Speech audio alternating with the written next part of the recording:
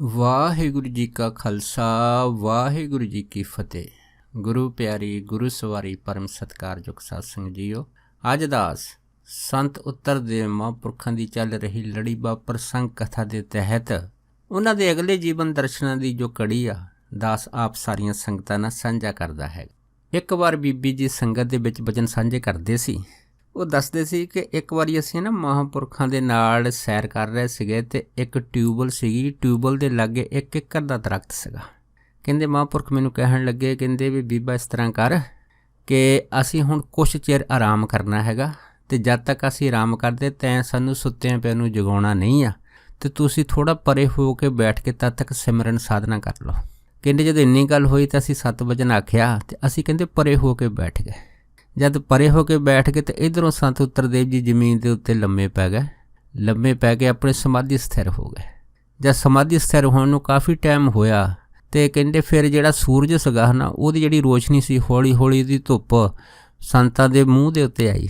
ਜਦ ਚਿਹਰੇ 'ਤੇ ਪੈਣੀ ਸ਼ੁਰੂ ਕੀਤੀ ਅਤੇ ਗਰਮੀ ਜ਼ਿਆਦਾ ਜਦ ਹੋਈ ਅਤੇ ਫਿਰ ਬੀਬੀ ਜੀ ਕਹਿਣ ਲੱਗੇ ਕਿ ਅਸੀਂ ਕੀ ਦੇਖਿਆ ਕਿ ਇੱਕ ਨਾਗ ਨਿਕਲਿਆ। ਉਸ ਨਾਗ ਨੇ ਮਹਾਂਪੁਰਖਾਂ ਦੇ ਚਿਹਰੇ ਦੇ ਉੱਪਰ ਫਨ ਫੈਲਾ ਕੇ ਛਾਂ ਕਰ ਦਿੱਤੀ ਸੀ।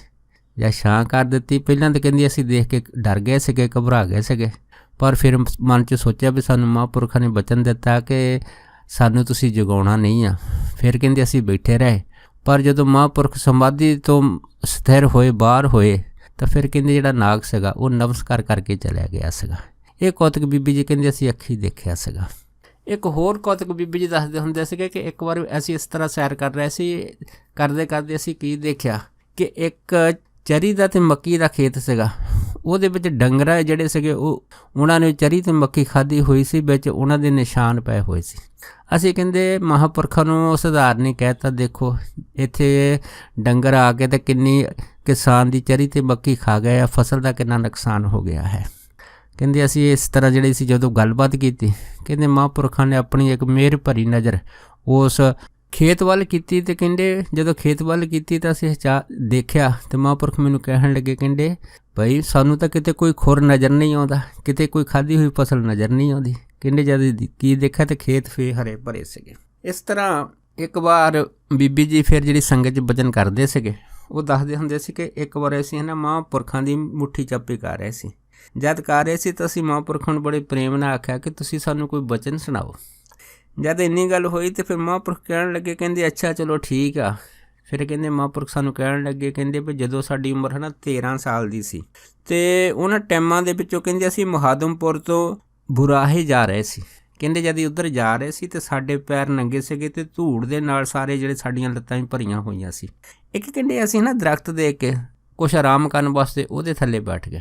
ਜਦ ਬੈਠੇ ਤਾਂ ਕਹਿੰਦੇ ਉਸ ਤੋਂ ਬਾਅਦ ਕੀ ਹੋਇਆ ਕਿ ਉੱਥੇ ਊਠਾਂ ਵਾਲੇ ਸਾਰਬਨ ਆਏ। ਉਹਨਾਂ ਨੇ ਸਾਨੂੰ ਦੇਖ ਕੇ ਆਪਣੇ ਊਠ ਰੋਕ ਲਏ। ਸਾਰਿਆਂ ਨੇ ਊਠਾਂ ਤੋਂ ਉਤਰ ਕੇ ਸਾਨੂੰ ਨਮਸਕਾਰ ਕੀਤੀ।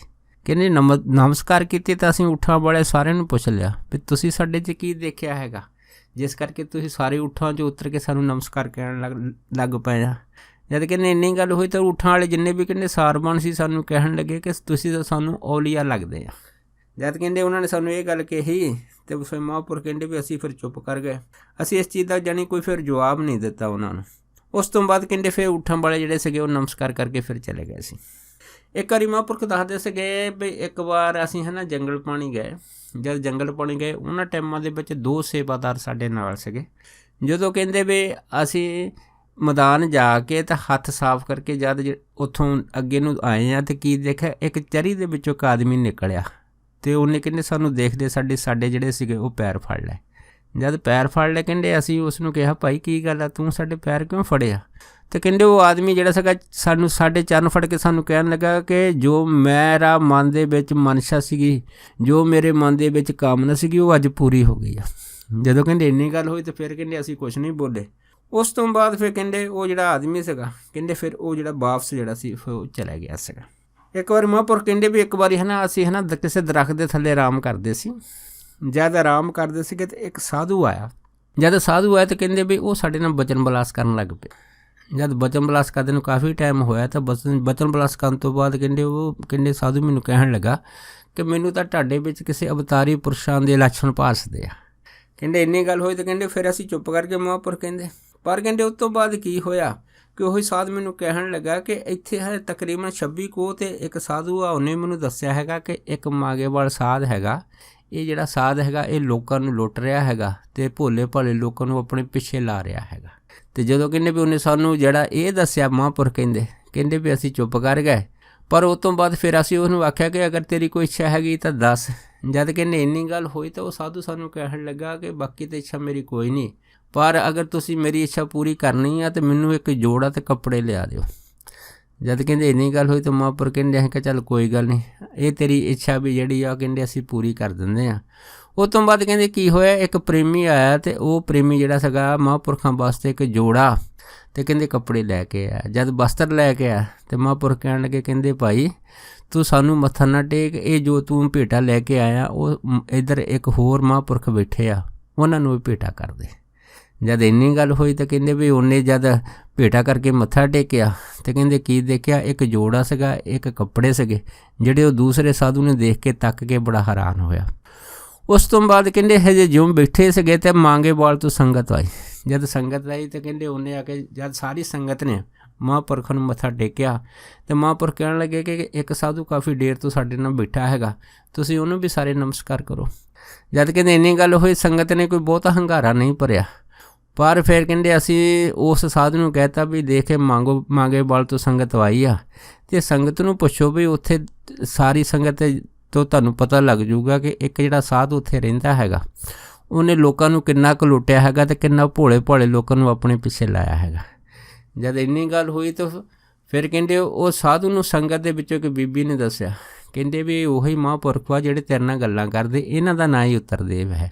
ਤਾਂ ਬੀਬੀ ਕਹਿੰਦੀ ਸੀ, ਕਹਿੰਦੀ ਕਈ ਸਾਲ ਹੋ ਗਏ ਮੈਂ ਇਹਨਾਂ ਦੇ ਅੱਗੇ ਕਾਫੀ ਦੇਰ ਤੋਂ ਬੇਨਤੀ ਕਰਦੀ ਹਾਂ ਕਿ ਮੈਂ ਤੁਹਾਨੂੰ ਇੱਕ ਦਸਤਾਰ ਦਾ ਜਿਹੜਾ ਕੱਪੜਾ ਹੈਗਾ ਉਹ ਆਪ ਜੀ ਨੂੰ ਲੈ ਕੇ ਦੇਣਾ ਹੈ ਤਾਂ ਜੋ ਆਪ ਜਿਹੜਾ ਨਾ ਸਿਰ ਦੇ ਉੱਤੇ ਪਰਨੇ ਵਾਂਗੂ ਸਜਾ ਸਕੋ। ਕਹਿੰਦੇ ਦੇਖੋ ਮੈਨੂੰ ਕਈ ਸਾਲ ਹੋ ਗਏ ਪਰ ਮਹਾਂਪੁਰਖ ਕਹਿੰਦੇ ਮੇਰੀ ਗੱਲ ਹੀ ਨਹੀਂ ਸੁਣਦੇ। ਇਸੇ ਤਰ੍ਹਾਂ ਉਹਦੇ ਵਿੱਚ ਇੱਕ ਪ੍ਰੇਮੀ ਹੋਰ ਬੋਲ ਉੱਠਿਆ, ਉਹ ਕਹਿਣ ਲੱਗਾ ਤੁਸੀਂ ਇਹਨਾਂ ਨੂੰ ਲੁੱਟਣ ਦੀ ਗੱਲ ਕਰਦੇ ਆ। ਸਾਧ ਨੂੰ ਕਹਿਣ ਲੱਗਾ, ਕਹਿੰਦਾ ਵੀ ਇਹਨਾਂ ਲੁੱਟਣ ਦੀ ਤਾਂ ਇੱਕ ਪਾਸੇ ਅਗਰ ਕੋਈ ਮਹਾਂਪੁਰਖਾਂ ਨੂੰ ਕੋਈ ਪ੍ਰਸ਼ਾਦਾ ਵੀ ਛਕਾਵੇ ਅਤੇ ਮਹਾਂਪੁਰਖ ਉਹਦਾ ਵੀ ਮੁੱਲ ਦੇ ਦਿੰਦੇ ਆ। ਜਿਵੇਂ ਆਪ ਸਾਰੀਆਂ ਸੰਗਤਾਂ ਜਾਣਦੀਆਂ ਕਿ ਮਹਾਂਪੁਰਖ ਅਗਰ ਕਿਸੇ ਤੋਂ ਕੋਈ ਪ੍ਰਸ਼ਾਦਾ ਪਾਣੀ ਛਕਦੇ ਹੁੰਦੇ ਸੀਗੇ, ਕਿਸੇ ਤੋਂ ਕੋਈ ਚੀਜ਼ ਲੈਂਦੇ ਸੀ ਉਹਦੇ ਬਟੇ ਉਹਨੂੰ ਜ਼ਰੂਰ ਦਿੰਦੇ ਹੁੰਦੇ ਸੀ, ਉਹਦਾ ਕਦੀ ਹੱਕ ਨਹੀਂ ਸੀ ਰੱਖਦੇ। ਅਗਰ ਕੋਈ ਵੀ ਪ੍ਰੇਮੀ ਪ੍ਰਸ਼ਾਦਾ ਲੈ ਕੇ ਆਉਂਦਾ ਸੀਗਾ ਤਾਂ ਮਹਾਂਪੁਰਖ ਕਹਿੰਦੇ ਸੀ, ਕਹਿੰਦੇ ਭਾਈ ਤੇਰਾ ਪ੍ਰਸ਼ਾਦਾ ਅਸੀਂ ਤਾਂ ਛਕਾਂਗੇ ਜੇ ਤੂੰ ਸਾਡੇ ਤੋਂ ਆਹ ਚੀਜ਼ ਲਵੇਂਗਾ। ਫਿਰ ਦੇਖੋ ਮਹਾਂਪੁਰਖ ਉਹਨਾਂ ਟਾਈਮਾਂ ਦੇ ਵਿੱਚ ਉਸ ਨੂੰ ਫਿਰ ਇੱਕ ਘਾਹ ਦੀ ਪੰਡ ਵੱਢ ਕੇ ਖੋਤ ਕੇ ਕਹਿੰਦੇ ਫਿਰ ਦਿੰਦੇ ਹੁੰਦੇ ਸੀਗੇ। ਜਦੋਂ ਉਹਨੂੰ ਪੰਡ ਖੋਤ ਕੇ ਦੇਣੀ ਆ ਅਤੇ ਉਹ ਫਿਰ ਆਦਮੀ ਜਿਹੜਾ ਸੀਗਾ ਉਹ ਨਾ ਕਰਦਾ ਹੋ ਵੀ ਮਹਾਂਪੁਰਖਾਂ ਦੇ ਜਿਹੜੇ ਵੱਡੇ ਹੋਏ ਪੱਠੇ ਸੀਗੇ ਉਹ ਆਪਣੇ ਸਿਰ 'ਤੇ ਚੱਕ ਕੇ ਲੈ ਜਾਂਦਾ ਸੀਗਾ। ਇਸ ਕਰਕੇ ਮਹਾਂਪੁਰਖ ਕਿਸੇ ਦੇ ਹੱਥੋਂ ਇਸ ਤਰ੍ਹਾਂ ਚੀਜ਼ ਕਦੀ ਲੈ ਕੇ ਛਕਦੇ ਨਹੀਂ ਸੀ ਹੁੰਦੇ, ਇਹ ਸਾਰੀ ਸੰਗਤ ਜਾਣਦੀ ਆ।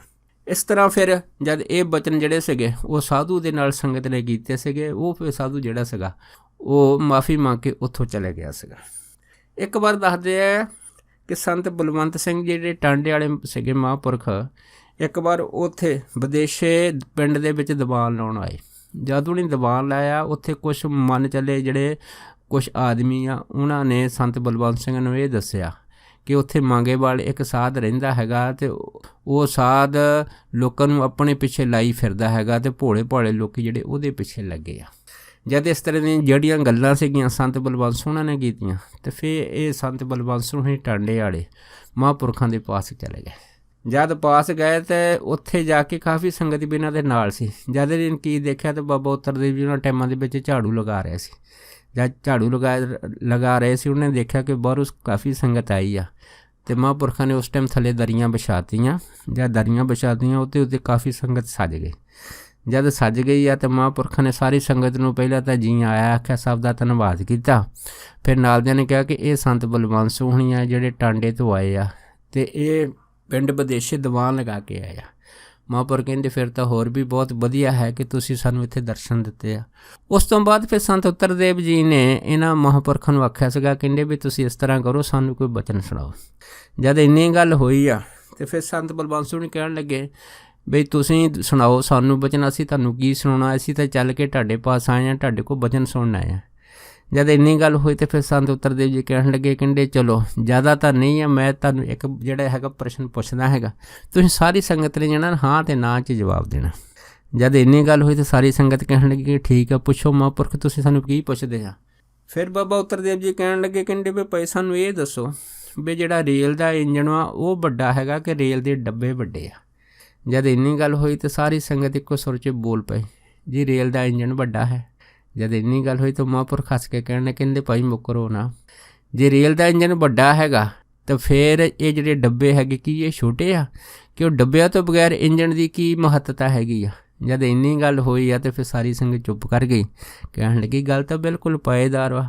ਅਗਰ ਇੰਜਣ ਦੇ ਪਿੱਛੇ ਡੱਬੇ ਨਾ ਰੇਲ ਦੇ ਹੋਣਗੇ ਤੇ ਫਿਰ ਇੰਜਣ ਦਾ ਕੀ ਮਾਇਨਾ ਰਹਿ ਜਾਊਗਾ। ਜਦ ਇੰਨੀ ਗੱਲ ਹੋਈ ਸਾਰੀ ਸੰਗਤ ਕਹਿਣ ਲੱਗੀ, ਕਹਿੰਦੀ ਜੀ ਸਾਨੂੰ ਹੁਣ ਪਤਾ ਲੱਗਾ ਕਿ ਇੰਜਣ ਨਹੀਂ ਵੱਡਾ ਹੈਗਾ, ਰੇਲ ਦੇ ਡੱਬੇ ਵੱਡੇ ਆ। ਜਦ ਇੰਨੀ ਗੱਲ ਹੋਈ ਤੇ ਬਾਬਾ ਜੀ ਹੱਸ ਕੇ ਕਹਿਣ ਲੱਗੇ, ਲੈ ਭਾਈ ਹੁਣ ਕਹਿੰਦੇ ਫਿਰ ਦੁਬਾਰਾ ਨਾ ਮੁੱਕਰਿਓ। ਸਾਰੀ ਸੰਗਤ ਹੈਰਾਨ ਹੋਈ, ਕਹਿਣ ਲੱਗੇ ਜੀ ਕੀ ਗੱਲ ਹੋਈ? ਮਹਾਂਪੁਰਖ ਕਹਿਣ ਲੱਗੇ ਬਈ ਜੇ ਥੱਲੇ ਪਟੜੀ ਨਾ ਹੋਵੇ ਰੇਲ ਦੇ ਤਾਂ ਫਿਰ ਦੱਸੋ ਇਹ ਡੱਬੇ ਕਿਸ ਅਰਥ ਵਾ। ਜਦ ਇੰਨੀ ਗੱਲ ਹੋਈ ਤਾਂ ਸਾਰੀ ਸੰਗਤ ਜਿਹੜੀ ਸੀਗੀ ਉਹ ਚੁੱਪ ਕਰ ਗਈ, ਕਹਿਣ ਲੱਗੀ ਗੱਲ ਤਾਂ ਬਿਲਕੁਲ ਪਾਏਦਾਰ ਹੀ ਹੈ ਵੀ ਜੇ ਪਟੜੀ ਨਾ ਹੋਵੇ ਤਾਂ ਫਿਰ ਡੱਬੇ ਦਾ ਤਾਂ ਕੋਈ ਮਤਲਬ ਨਹੀਂ ਹੈ, ਰੇਲ ਨੇ ਚੱਲਣਾ ਕਿਵੇਂ ਹੈਗਾ। ਤਾਂ ਸਾਰੀ ਸੰਗਤ ਕਹਿਣ ਲੱਗੀ ਜੀ ਪਟੜੀ ਵੱਡੀ ਹੈਗੀ। ਜਦ ਇੰਨੀ ਗੱਲ ਹੋਈ ਤਾਂ ਬਾਬਾ ਜੀ ਕਹਿਣ ਲੱਗੇ ਵੀ ਜੇ ਥੱਲੇ ਪਟੜੀ ਵੀ ਆ, ਇੰਜਣ ਵੀ ਆ, ਡੱਬੇ ਵੀ ਆ, ਤੇ ਅਗਰ ਵਿੱਚ ਜੇ ਸਵਾਰੀਆਂ ਨਾ ਹੋਣ ਤਾਂ ਫਿਰ ਦੱਸੋ ਕੌਣ ਵੱਡਾ ਹੈ। ਅਤੇ ਸਾਰੀ ਸੰਗਤ ਜਿਹੜੀ ਹੱਸ ਕੇ ਕਹਿਣ ਲੱਗੀ ਜੀ ਗੱਲ ਤਾਂ ਤੁਹਾਡੀ ਠੀਕ ਹੈਗੀ ਆ, ਹੁਣ ਤਾਂ ਸਾਨੂੰ ਲੱਗਦਾ ਵੀ ਸਵਾਰੀਆਂ ਵੱਡੀਆਂ ਹੈਗੀਆਂ। ਜਦ ਇਸ ਤਰ੍ਹਾਂ ਦੀ ਜਿਹੜੀ ਗੱਲਬਾਤ ਹੋਣੀ ਸ਼ੁਰੂ ਕੀਤੀ ਤਾਂ ਮਹਾਂਪੁਰਖ ਆਖਣ ਲੱਗੇ, ਕਹਿੰਦੇ ਦੇਖੋ ਭਾਈ ਅਗਰ ਇੰਜਣ ਵੀ ਹੈਗਾ, ਡੱਬੇ ਵੀ ਹੈਗੇ ਆ, ਸਵਾਰੀਆਂ ਵੀ ਆ, ਪਟੜੀ ਵੀ ਆ, ਅਗਰ ਧਰਤੀ ਨਾ ਹੋਵੇ ਤਾਂ ਫਿਰ ਦੱਸੋ ਫਿਰ ਇਹ ਸਾਰਾ ਜਿਹੜਾ ਖੇਡ ਤਮਾਸ਼ਾ ਕਿੱਥੇ ਹੋਵੇਗਾ। ਜਦ ਇੰਨੀ ਗੱਲ ਹੋਈ ਤਾਂ ਸਾਰੀ ਸੰਗਤ ਫਿਰ ਦੁਬਾਰਾ ਬੋਲ ਪਈ, ਕਹਿੰਦੀ ਹਾਂ ਮਹਾਂਪੁਰਖੋ ਵੀ ਧਰਤੀ ਵੱਡੀ ਆ। ਜਦ ਇੰਨੀ ਗੱਲ ਹੋਈ ਤਾਂ ਬਾਬਾ ਜੀ ਹੱਸ ਕੇ ਕਹਿਣ ਲੱਗੇ, ਕਹਿੰਦੇ ਦੇਖੋ ਭਾਈ ਮੁੱਕਰਿਓ ਨਾ, ਅਤੇ ਤੁਸੀਂ ਕਹਿੰਦੇ ਧਰਤੀ ਵੱਡੀ ਆ, ਅਗਰ ਧਰਤੀ ਨੂੰ ਨਾਸ ਕਰਨ ਵਾਲੀ ਸ਼ਕਤੀ ਧਰਤੀ ਨੂੰ ਨਾਸ ਕਰ ਦੇਵੇ ਤਾਂ ਦੱਸੋ ਫਿਰ ਧਰਤੀ ਕਿੱਥੇ ਗਈ। ਉਹ ਸਾਰੇ ਕਹਿਣ ਲੱਗੇ ਜੀ ਉਹ ਤਾਂ ਫਿਰ ਨਾਸ ਕਰਨ ਵਾਲੀ ਸ਼ਕਤੀ ਵੱਡੀ ਹੋਈ ਆ, ਉਹ ਤਾਂ ਪਰਮੇਸ਼ਰ ਵੱਡਾ ਹੋਇਆ ਹੈਗਾ। ਜਦ ਇੰਨੀ ਗੱਲ ਹੋਈ ਤਾਂ ਮਹਾਂਪੁਰਖ ਹੱਸ ਕੇ ਕਹਿਣ ਲੱਗੇ ਬਿਲਕੁਲ ਦਰੁਸਤ, ਕਿਉਂਕਿ ਰੱਬ ਸਭ ਤੋਂ ਵੱਡਾ ਹੈਗਾ। ਇਸ ਕਰਕੇ ਮਹਾਂਪੁਰਖ ਆਖਣ ਲੱਗੇ, ਕਹਿੰਦੇ ਭਾਈ ਜਿੰਨੇ ਵੀ ਮਹਾਤਮਾ ਹੈਗੇ ਆ ਉਹਨਾਂ ਨੂੰ ਕੇਵਲ ਰੱਬ ਵੱਲ ਹੀ ਦੇਖਣਾ ਚਾਹੀਦਾ ਹੈਗਾ, ਕਿਉਂਕਿ ਜਦੋਂ ਅਸੀਂ ਰੱਬ ਦੀ ਬੰਦਗੀ ਕਰਾਂਗੇ, ਰੱਬ ਦੇ ਫੁਰਨੇ ਸਾਡੇ ਅੰਦਰ ਚੱਲਣਗੇ ਤਾਂ ਫਿਰ ਕਹਿੰਦੇ ਜਿੰਨੀ ਵੀ ਜਿਹੜੀ ਦੁਨੀਆਦਾਰੀ ਹੈਗੀ ਆ ਉਹਨਾਂ ਦੀਆਂ ਜਿੰਨੀਆਂ ਵੀ ਜਿਹੜੀਆਂ ਹੈਗੀਆਂ ਉਹ ਗੱਲਾਂ ਹੈ ਉਹਨਾਂ ਵੱਲ ਮਹਾਂਪੁਰਖਾਂ ਦਾ ਕੋਈ ਧਿਆਨ ਨਹੀਂ ਜਾਂਦਾ ਹੈਗਾ। ਉਹ ਕੇਵਲ ਅਤੇ ਕੇਵਲ ਪਰਮੇਸ਼ਰ ਦੇ ਭਜਨ ਨੂੰ ਹੀ ਸਿਮਰਦੇ ਆ, ਕਿਉਂਕਿ ਉਹਨਾਂ ਦੇ ਅੰਦਰ ਸੰਸਾਰ ਨਹੀਂ ਹੁੰਦਾ, ਸੰਸਾਰੀ ਗੱਲਾਂ ਨਹੀਂ ਹੁੰਦੀਆਂ। ਲੋਕਾਂ ਦੀਆਂ ਕਈਆਂ ਗੱਲਾਂ ਨੂੰ ਉਹ ਬਿਲਕੁਲ ਨਹੀਂ ਮੰਨਦੇ, ਕਿਉਂ? ਉਹ ਅੰਤਰਜਾਮੀ ਹੁੰਦੇ, ਉਹਨਾਂ ਨੂੰ ਸਭ ਪਤਾ ਹੁੰਦਾ ਹੈ ਕਿ ਕੋਈ ਮਹਾਤਮਾ ਕਿਹੋ ਜਿਹਾ ਹੈਗਾ, ਕੋਈ ਕਿਹੋ ਜਿਹਾ ਹੈਗਾ। ਇਸੇ ਕਰਕੇ ਸਾਨੂੰ ਗੁਰਬਾਣੀ ਨੇ ਕਿਹਾ ਹੈ ਕਿ ਅੰਤਰਜਾਮੀ ਸਭ ਵਿਦ ਜਾਣੇ। ਜਿਹੜੇ ਅੰਤਰਜਾਮੀ ਉਹ ਸਾਰੀਆਂ ਤਰ੍ਹਾਂ ਦੀਆਂ ਵਿਧੀਆਂ ਜਾਣਦੇ ਆ, ਹਰੇਕ ਤਰ੍ਹਾਂ ਦੀਆਂ ਗੱਲਾਂ ਨੂੰ ਅੰਤਰਾਤਮੇ ਹੀ ਸਮਝ ਲੈਂਦੇ ਆ। ਇਸ ਕਰਕੇ ਉਹਨਾਂ ਨੂੰ ਤਾਂ ਕੇਵਲ ਅਤੇ ਕੇਵਲ ਹਰੇਕ ਦੇ ਵਿੱਚ ਬ੍ਰਹਮ ਦਿਖਾਈ ਦਿੰਦਾ ਹੈਗਾ ਕਿ ਨਾ ਕੋਈ ਬੈਰੀ ਨਹੀਂ ਬਗਾਨਾ ਸਗਲ ਸੰਗ ਹਮ ਕੋ ਬਣਾਈ। ਅਗਰ ਉਹ ਕਿਸੇ ਵਿੱਚ ਝਾਕਦੇ ਵੀ ਆ ਤਾਂ ਉਹ ਆਪਣੇ ਔਗੁਣਾਂ ਨੂੰ ਹੀ ਦੇਖਦੇ ਆ, ਦੂਸਰੇ ਦੇ ਔਗਣ ਨਹੀਂ ਦੇਖਦੇ। ਉਹ ਹਮੇਸ਼ਾ ਆਪਣੀ ਬੁੱਕਲ ਦੇ ਵਿੱਚ ਹੀ ਝਾਤੀ ਮਾਰਦੇ ਆ ਅਤੇ ਫਿਰ ਹੀ ਉਹ ਮਹਾਂਪੁਰਖ ਕਹਾਉਂਦੇ ਆ, ਕਿਉਂਕਿ ਉਹ ਆਪਣੀ ਕਮਜ਼ੋਰੀ ਨੂੰ ਪਹਿਲ ਦੇ ਆਧਾਰ 'ਤੇ ਦੇਖਦੇ ਆ ਕਿ ਹਾਂ ਇਹਦੇ ਵਿੱਚ ਇਹ ਗੁਣ ਹੈ ਲੇਕਿਨ ਇਹੋ ਜਿਹਾ ਗੁਣ ਮੇਰੇ ਵਿੱਚ ਨਹੀਂ ਹੈ। ਉਹ ਦੂਸਰੇ ਦੇ ਗੁਣ ਤੱਕ ਕੇ ਉਹਨਾਂ ਦੇ ਗੁਣਾਂ ਨੂੰ ਹੀ ਆਪਣੇ ਅੰਦਰ ਗ੍ਰਹਿਣ ਕਰਨ ਦੀ ਜਿਹੜੀ ਅਰਦਾਸ ਹੈ ਪਰਮੇਸ਼ਰ ਅੱਗੇ ਕਰਦੇ ਆ। ਜਦ ਮਹਾਂਪੁਰਖਾਂ ਨੇ ਇਸ ਤਰ੍ਹਾਂ ਦੇ ਬਚਨ ਕੀਤੇ ਸੀਗੇ ਫਿਰ ਜਿਹੜੀ ਸਾਰੀ ਸੰਗਤ ਸੀਗੀ ਫਿਰ ਚੁੱਪ ਕਰ ਗਈ ਸੀ। ਇੱਕ ਵਾਰ ਕੀ ਹੋਇਆ ਕਿ ਸੰਤ ਈਸ਼ਰ ਸਿੰਘ ਮਹਾਂਪੁਰਖ ਰਾੜੇ ਵਾਲੇ ਇਹ ਮਾਂਗੇਵਾਲ ਦੀ ਸੰਗਤ ਦੇ ਸੱਦੇ 'ਤੇ ਇੱਥੇ ਦੀਵਾਨ ਲਾਉਣ ਆਏ। ਜਦ ਦੀਵਾਨ ਲਾਉਣ ਆਏ ਤਾਂ ਬਹੁਤ ਸਾਰੀ ਸੰਗਤ ਨੇ ਉਹਨਾਂ ਟਾਈਮਾਂ ਦੇ ਵਿੱਚ ਇਹ ਦੀਵਾਨ ਜਿਹੜਾ ਸੀਗਾ ਇਹ ਜੋਤਪੁਰੀ ਦੇ ਚੌਤਰੇ 'ਤੇ ਜਿਹੜਾ ਸੀਗਾ ਉਹ ਰੱਖਿਆ ਸੀਗਾ।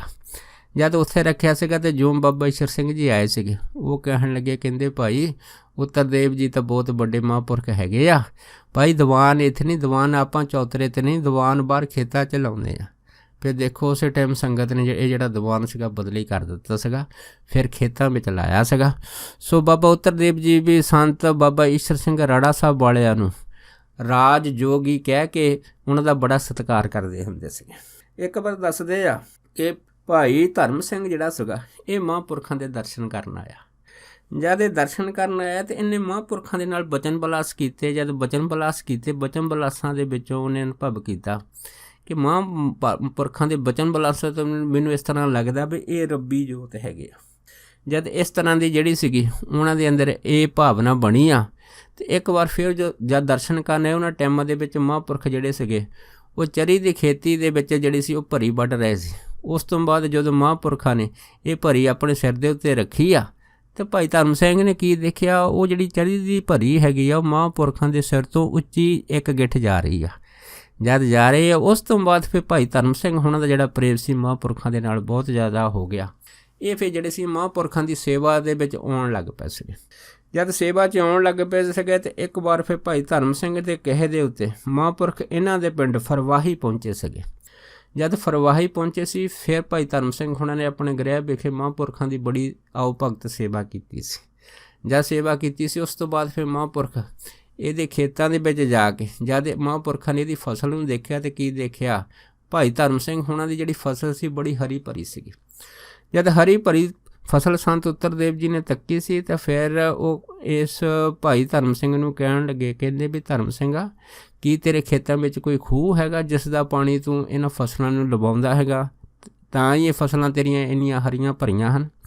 ਜਦ ਇੰਨੀ ਗੱਲ ਹੋਈ ਤਾਂ ਭਾਈ ਧਰਮ ਸਿੰਘ ਕਹਿਣ ਲੱਗਾ, ਕਹਿੰਦਾ ਮਹਾਂਪੁਰਖੋ ਵੀ ਸਾਡੇ ਪਾਸ ਨਾ ਕੋਈ ਖੂਹ ਨਹੀਂ ਆ, ਤੁਹਾਨੂੰ ਸੱਚ ਦੱਸਾਂ ਕਿ ਮੈਂ ਇਹ ਸਾਰਾ ਜਿਹੜਾ ਪਾਣੀ ਹੈਗਾ ਇਹ ਖੂਹ ਤੋਂ ਨਹੀਂ ਸਗੋਂ ਸੂਏ ਤੋਂ ਲਵਾਉਂਦਾ ਹੈਗਾ। ਜਦ ਇੰਨੀ ਗੱਲ ਹੋਈ ਤਾਂ ਫਿਰ ਮਹਾਂਪੁਰਖ ਭਾਈ ਧਰਮ ਸਿੰਘ ਨੂੰ ਕਹਿਣ ਲੱਗੇ ਕਿ ਜਿੰਨਾ ਤੂੰ ਪਾਣੀ ਸੂਏ ਤੋਂ ਲਵਾਉਂਦਾ ਹੈਗਾ, ਕਿ ਉਸ ਪਾਣੀ ਦਾ ਹੱਕ ਤੂੰ ਸਰਕਾਰ ਨੂੰ ਅਦਾ ਕਰਦਾ ਹੈਗਾ। ਜਦ ਇੰਨੀ ਗੱਲ ਹੋਈ ਤਾਂ ਫਿਰ ਭਾਈ ਧਰਮ ਸਿੰਘ ਨੂੰ ਕਹਿਣ ਲੱਗੇ ਕਿ ਮੈਂ ਸਰਕਾਰ ਨੂੰ ਤਾਂ ਕੀ ਪੈਸਾ ਦੇਣਾ ਹੈਗਾ, ਮੈਂ ਇਸ ਤਰ੍ਹਾਂ ਕਰਦਾ ਹੈ ਕਿ ਜਦ ਰਾਤ ਬਰਾਤ ਹੁੰਦੀ ਆ, ਜਦ ਮੈਂ ਮੌਕਾ ਦੇਖਦਾ ਹੈ ਅਤੇ ਸੂਏ ਦਾ ਨੱਕਾ ਵੱਢ ਲੈਂਦਾ ਅਤੇ ਉਹਦਾ ਪਾਣੀ ਆਪਣੇ ਖੇਤਾਂ ਨੂੰ ਲਵਾਉਂਦਾ ਹੈਗਾ।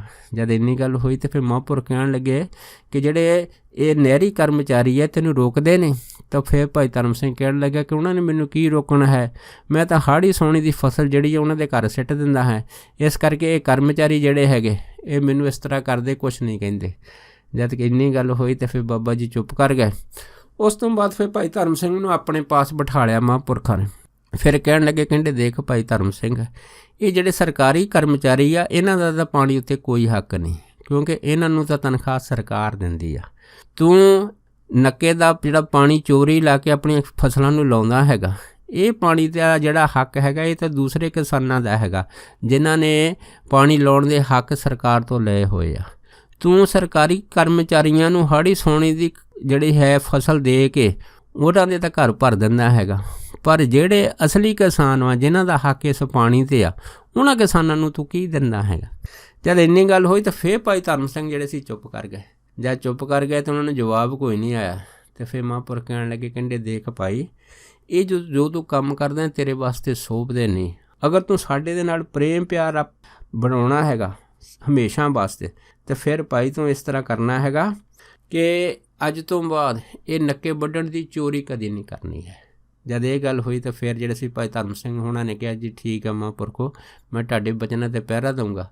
ਫਿਰ ਮਹਾਂਪੁਰਖ ਨੇ ਆਖਿਆ ਹੈ ਕਿ ਅਗਰ ਕਿਸੇ ਨੂੰ ਲੋੜ ਪਵੇ ਪੈਸਿਆਂ ਦੀ ਤਾਂ ਕਿਸੇ ਤੋਂ ਵਿਆਜ ਨਹੀਂ ਲੈਣਾ ਹੈਗਾ। ਜਦ ਇੰਨੀ ਗੱਲ ਹੋਈ ਤਾਂ ਫਿਰ ਮਹਾਂਪੁਰਖਾਂ ਨੇ ਫਿਰ ਤੀਸਰਾ ਵਚਨ ਭਾਈ ਧਰਮ ਸਿੰਘ ਨੂੰ ਕੀਤਾ ਸੀਗਾ। ਉਹ ਕਹਿਣ ਲੱਗੇ ਕਿ ਕਿਸੇ ਵੀ ਨਾਲ ਦੇ ਕਿਸਾਨ ਦੀ ਜਿਹੜੀ ਵੱਟ ਹੈਗੀ ਆ ਉਸ ਨੂੰ ਵੱਢ ਕੇ ਆਪਣੇ ਵਿੱਚ ਨਹੀਂ ਮਿਲਾਉਣਾ ਹੈਗਾ। ਹਮੇਸ਼ਾ ਸਬਰ ਅਤੇ ਸੰਤੋਖ ਦੇ ਵਿੱਚ ਮਿਹਨਤ ਕਰਕੇ ਅਕਾਲ ਪੁਰਖ ਦਾ ਸ਼ੁਕਰੀਆ ਕਰਨਾ ਹੈਗਾ। ਦੇਖੋ ਉਸ ਤੋਂ ਬਾਅਦ ਫਿਰ ਦੇਖੋ ਜਦੋਂ ਫਿਰ ਭਾਈ ਧਰਮ ਸਿੰਘ ਹੁਣਾਂ ਨੇ ਇਹ ਬਚਨ ਕਮਾਏ ਸੀ, ਉਹਨਾਂ ਟਾਈਮਾਂ 'ਚ ਦੱਸਦੇ ਆ ਕਿ ਉਹਨਾਂ ਦੇ 80 ਵਿਗੇ ਜ਼ਮੀਨ ਸੀ, ਪਰ ਮਹਾਂਪੁਰਖਾਂ ਦਾ ਬਚਨ ਕਮਾਉਣ ਤੋਂ ਬਾਅਦ ਐਸੀ ਬਰਕਤ ਉਹਨਾਂ ਦੇ ਪਰਿਵਾਰ 'ਤੇ ਹੋਈ ਆ ਕਿ 160 ਵਿਗੇ ਜ਼ਮੀਨ ਫਿਰ ਉਹਨਾਂ ਨੇ ਬਣਾਈ ਆ। ਭਾਵ ਕਿ ਦੁੱਗਣੀ ਜ਼ਮੀਨ ਭਾਈ ਧਰਮ ਸਿੰਘ ਹੁਣਾਂ ਨੇ ਬਣਾਈ ਆ।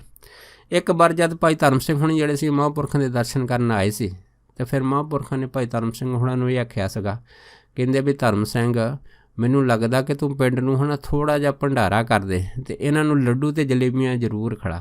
ਜਦ ਇੰਨੀ ਗੱਲ ਹੋਈ ਤਾਂ ਫਿਰ ਭਾਈ ਧਰਮ ਸਿੰਘ ਹੁਣੀ ਚੁੱਪ ਕਰ ਗਏ। ਮਨ 'ਚ ਸੋਚਣ ਲੱਗੇ ਵੀ ਭਾਈ ਹਜੇ ਗਰਮੀ ਬਹੁਤ ਹੈਗੀ ਆ, ਜਦੋਂ ਕਿਤੇ ਗਰਮੀ ਨਿਕਲ ਜਾਊਗਾ ਫਿਰ ਕਿਤੇ ਹੋਇਆ ਤਾਂ ਮੈਂ ਭੰਡਾਰਾ ਕਰਾ ਦੂੰ। ਜਦ ਇੰਨੀ ਗੱਲ ਹੋਈ ਧਰਮ ਸਿੰਘ ਦੇ ਮਨ ਦੇ ਵਿੱਚ ਆਈ ਤਾਂ ਫਿਰ ਭਾਈ ਧਰਮ ਸਿੰਘ ਹੁਣਾਂ ਨੇ ਵੈਸੇ ਹੀ ਉੱਪਰੋਂ ਦਿਲੀ ਮਹਾਂਪੁਰਖਾਂ ਨੂੰ ਆਖਿਆ ਕਿ ਮਹਾਂਪੁਰਖੋ ਦੱਸੋ ਇਹ ਭੰਡਾਰਾ ਕਦੋਂ ਕਰਾਉਣਾ ਹੈ। जद इन्नी गल हुई तो फिर महापुरखा ने यदी अंदर ही गल बुझ के इहनूं नाल ही कहता, कहंदे भाई अजे तो बहुत गर्मी आ, जो तेरा चित्त किता करा दे। जद इन्नी गल हुई तो भाई धर्म सिंह हुणी चुप कर गया। पर उस तो बाद फिर ये जिहड़ा सी महापुरखां दा वचन ये थोड़ा भुल गया। जद भुल गया तो एक बार दसदे कि भाई धर्म सिंह हुणां दा एक्सीडेंट होया। जद एक्सीडेंट होया उहदे विच उहनां दा जिहड़ा चूड़ा सीगा टुट गया।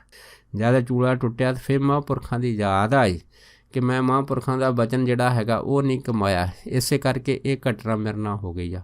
उस तो बाद फिर भाई धर्म सिंह हुणी सी दुबारा महापुरखां दे पास गए सी। फिर जद गए सी उस तो बाद फिर इन्हां ने तरीक लई सी भंडारे दी। जद तरीक लई सी तो उस तो बाद महापुरखां दे निर्देशन दे उत्ते इन्हां ने फिर भंडारा जिहड़ा कीता सीगा। पर उस भंडारे दे विच दसदे आ कि जिन्ने भी जिहड़े खीर दे पतीले चाढ़े गए सीगे ਉਹਦੇ ਵਿੱਚੋਂ बाकी सारे पतीले ਜਿਹੜੇ ਸੀ ਸੰਗਤ 'ਚ ਵਰਤਾਏ ਗਏ ਸੀ, ਇੱਕ ਪਤੀਲਾ ਬਾਕੀ ਰਹਿ ਗਿਆ ਸੀਗਾ। ਜਦ ਇੱਕ ਰਹਿ ਗਿਆ ਸੀਗਾ ਤਾਂ ਫਿਰ ਭਾਈ ਧਰਮ ਸਿੰਘ ਦੇ ਮਨ 'ਚ ਖਦਸ਼ਾ ਹੋ ਗਿਆ ਸੀਗਾ ਕਿ ਇੱਕ ਖੀਰ ਦਾ ਪਤੀਲਾ ਬਾਕੀ ਆ, ਮੈਨੂੰ ਲੱਗਦਾ ਹੈਗਾ ਕਿ ਸੰਗਤ ਜ਼ਿਆਦਾ ਹੈਗੀ ਆ ਅਤੇ ਇਸ ਕਰਕੇ ਖੀਰ ਵੱਧ ਜਾਣੀ ਹੈਗੀ ਆ। ਇਸ ਕਰਕੇ ਭਾਈ ਧਰਮ ਸਿੰਘ ਹੁਣਾਂ ਦੇ ਮਨ 'ਚ ਚਿੰਤਾ ਹੋਣ ਲੱਗੀ। ਪਰ ਅਚਨਚੇਤ ਸੰਤ ਉੱਤਰਦੇਵ ਜੀ ਜਿਹੜੇ ਸੀਗੇ ਉਹਨਾਂ ਨੇ ਜਦ ਆਪਣੇ ਧਿਆਨ ਦੇ ਵਿੱਚ ਇਹ ਗੱਲ ਦੇਖੀ ਆ, ਉਸੇ ਟਾਈਮ ਇੱਕ ਪ੍ਰੇਮੀ ਦਾ ਟਰੈਕਟਰ ਲੈ ਕੇ ਮਹਾਂਪੁਰਖ ਜਿਹੜੇ ਸੀਗੇ ਇਹਦੇ ਭੰਡਾਰੇ ਵੱਲੋਂ ਆ ਗਏ। ਜਦ ਆ ਗਏ ਤਾਂ ਫਿਰ ਮਹਾਂਪੁਰਖਾਂ ਨੇ ਉਸ ਟਰੈਕਟਰ ਵਾਲੇ ਡਰਾਈਵਰ ਨੂੰ ਇਹ ਗੱਲ ਆਖੀ ਕਿ ਥੋੜ੍ਹਾ ਟਰੈਕਟਰ ਤੇਜ਼ ਕਰ, ਅਸੀਂ ਜਲਦੀ ਦੇ ਨਾਲ ਪਹੁੰਚਣਾ ਹੈਗਾ। ਜਦੋਂ ਮਹਾਂਪੁਰਖ ਪਹੁੰਚੇ ਸੀਗੇ ਅਤੇ ਉਹਨਾਂ ਨੂੰ ਦੇਖ ਕੇ ਸੰਗਤਾਂ ਬੜੀਆਂ ਖੁਸ਼ ਹੋਈਆਂ ਸੀਗੀਆਂ। ਪਰ ਦੇਖੋ ਮਹਾਂਪੁਰਖਾਂ ਨੇ ਆਪਣੇ ਨਜ਼ਰ ਦ੍ਰਿਸ਼ਟੀ ਦੇ ਨਾਲ ਉਹ ਜਿਹੜਾ ਇੱਕ ਪਤੀਲਾ ਖੀਰ ਦਾ ਰਹਿੰਦਾ ਸੀਗਾ, ਜੋ ਹੀ ਉਹ 'ਤੇ ਆਪਣੀ ਕਿਰਪਾ ਰੂਪੀ ਨਜ਼ਰ ਦੜਾਈ ਆ, ਉਹ ਪਤੀਲਾ ਫਿਰ ਜਿਹੜਾ ਸੰਗਤ 'ਚ ਵਰਤਾਇਆ ਗਿਆ। ਪਰ ਜਿੰਨੀ ਸੰਗਤ ਆਈ ਸੀ ਸਾਰੀ ਉਸੇ ਇੱਕੋ ਹੀ ਖੀਰ ਦੇ ਪਤੀਲੇ ਵਿੱਚ ਸਾਰੀ ਭੁਗਤ ਗਈ ਸੀਗੀ। ਉਸ ਤੋਂ ਬਾਅਦ ਫਿਰ ਇਹ ਜਿਹੜਾ ਭੰਡਾਰਾ ਸੀਗਾ ਭਾਈ ਧਰਮ ਸਿੰਘ ਹੋਣਾ ਦਾ ਇਹ ਸੰਪੂਰਨ ਹੋਇਆ ਸੀਗਾ। ਇਹ ਸਾਰੀ ਕਿਰਪਾ ਸੰਤ ਉੱਤਰਦੇ ਮਹਾਂਪੁਰਖਾਂ ਦੀ ਹੋਈ ਸੀ। ਸੋ ਦਾਸ ਇੰਨੇ ਹੀ ਉਹਨਾਂ ਦੇ ਬਚਨ ਕਰਦਾ ਹੋਇਆ ਖਿਮਾ ਦਾ ਜਾਚਕਵਾ ਜੀ, ਹੋਈਆਂ ਬੇਅੰਤ ਭੁੱਲਾਂ ਚੁੱਕਾਂ ਦੀ ਖਿਮਾ ਬਖਸ਼ਣੀ। ਸੋ ਫਤਿਹ ਬੁਲਾਓ। ਵਾਹਿਗੁਰੂ ਜੀ ਕਾ ਖਾਲਸਾ, ਵਾਹਿਗੁਰੂ ਜੀ ਕੀ ਫਤਿਹ।